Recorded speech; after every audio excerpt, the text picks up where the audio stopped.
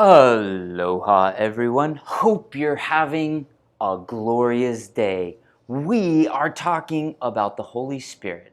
Believe it or not, when you grow up in the church, you don't talk about the Holy Spirit. Even as adults in church, they don't talk about the Holy Spirit that much. And that is why we are diving in and learning more about the Holy Spirit. See, the Holy Spirit is God, the person who transforms us into the likeness of Jesus. The Holy Spirit is the God guide that empowers and energizes individuals for God's purpose here on earth. Let's dive right in and learn more about the Holy Spirit.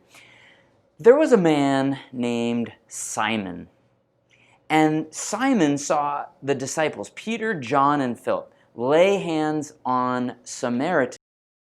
These Samaritans were baptized by water, and these disciples baptized them with the Holy Spirit. Now, Simon was bitterly envious of these disciples giving the Holy Spirit over to the Samaritans. So Simon offered the disciples silver to have the same power that they did of giving this Holy Spirit to the Samaritans. Peter responded to Simon, "May your silver perish with you." Your heart isn't right, Simon. You should repent. That's found in Acts 8:14 to 23. Simon wanted the gifts and not the gift giver. Does this sound like anyone that you know? See, God, the gift giver, gives you His Son, Jesus. Jesus sends the gift of the Holy Spirit. The Holy Spirit wants to give you an extreme makeover, a transformation of your heart. Ezekiel 36:26 predicted this total heart transformation that the Holy Spirit would come and be able to do in your life. It says, "I will give you a new heart, and I will put a new spirit within you. I will remove the heart of stone from your body and give you a heart of flesh. I will put my spirit within you." Romans 12:2 reminds us, "Do not be conformed to this present world, but be transformed by the renewing of your mind, so that you may test and approve what is the will of God, what is good and well-pleasing and perfect."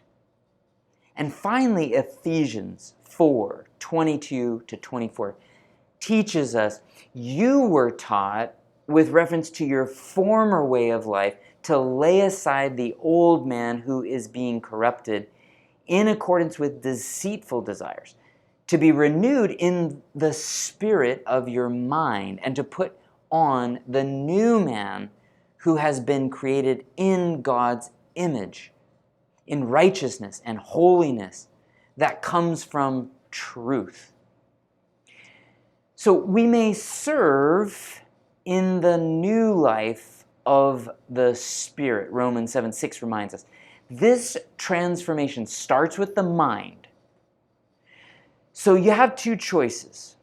You can conform your mind to this world's standards, to the world's culture, or you can conform your mind to the truth, the Word of God, the image and likeness of Jesus. And this work is accomplished with the help of the Holy Spirit. See, this is a cognitive transformation, and the cognitive transformation starts with your thoughts, your mind, as we've been reading. When you find you are thinking on the worry of this world, think about the fact that you follow Jesus. Think on these things: whatever is true, worthy of respect, just, pure, lovely, commendable, excellent, or praiseworthy. You can even write them down in a journal to remind yourself.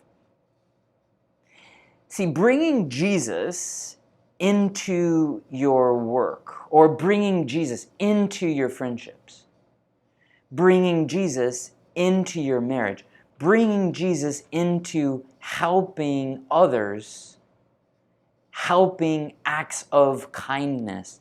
This is a renewal of your mind and allows the Holy Spirit to change our behavior. Our everyday work becomes the opportunity for our transformation and the transformation of the world.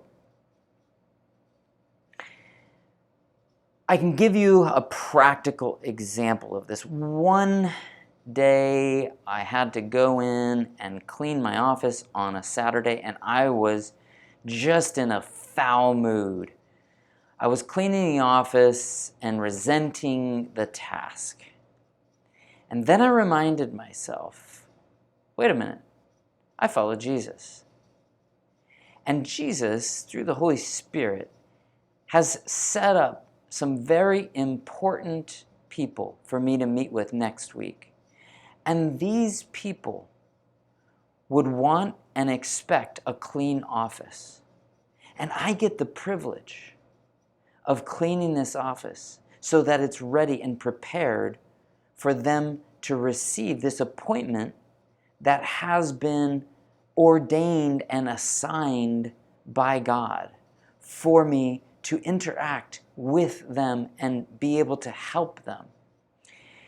It completely transformed me and the task at hand. I was joyful about doing it, and I was glad to have a new heart, a new feeling, a transformation of my mind and my behaviors.